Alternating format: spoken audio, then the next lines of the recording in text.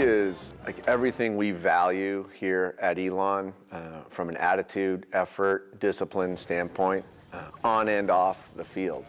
Dylan Pardue, a coach's dream. He wants to be first in everything he does. That's in the weight room, that's on the football field, classroom. And those are the guys you want. What he may not be, from a weight standpoint or a height standpoint, the heroic effort he plays with trumps all that. From walk-on to starter, Elon redshirt junior Dylan Pardue transforming himself from role player to playmaker. And Dylan Pardue says, how do you do? I'm process driven, not results oriented.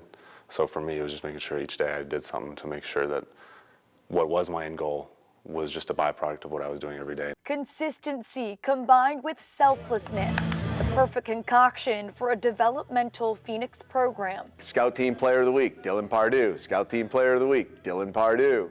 And next thing you know, Dylan's in the rotation. And next thing you know, Dylan's a starter. And he goes from being on a partial scholarship to a full scholarship. And now he's a leader. Dylan Pardue.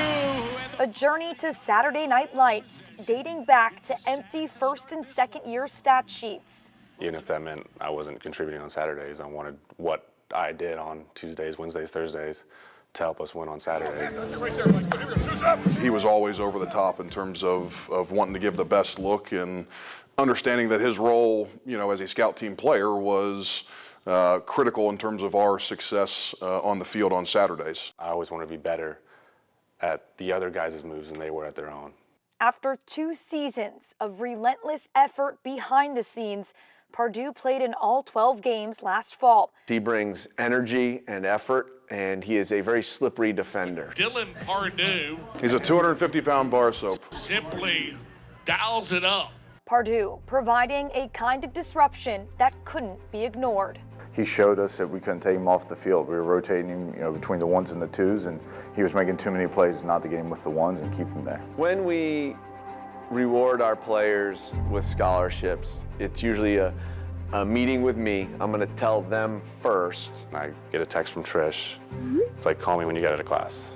I'm like, okay. Spring ball just ended.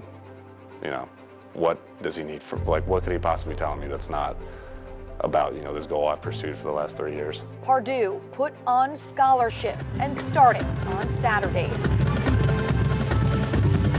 Pardue eventually reveling in the news with one of his biggest supporters, his grandpa, Hampton Height, a former Elon football and basketball player. He had seen me, obviously, from when I was born to the person I've become now, so I think his, how proud he was of me was just as overwhelming as how proud I was of myself. Dylan's athletic success far exceeds my athletic success. It's not even close.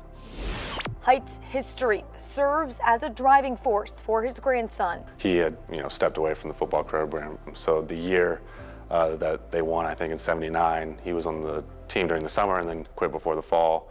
And then when they won in '81, he was on the team during the spring, but not in the fall. I gave up too quick. And you said, well, I'm never going to play. I'm not going to make it. And Dylan, that was the one thing I mentioned to Dylan. I said, if you decide to go for it, you will never regret sticking it out. You will only regret leaving the team. It's not the things that I did do. It's the things that I didn't do.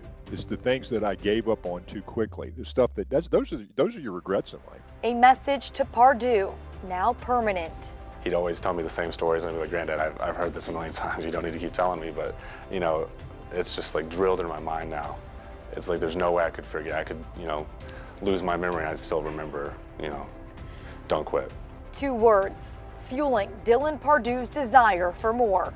The last thing I want to be is the walk-on who got complacent. Being a walk-on was never who I was.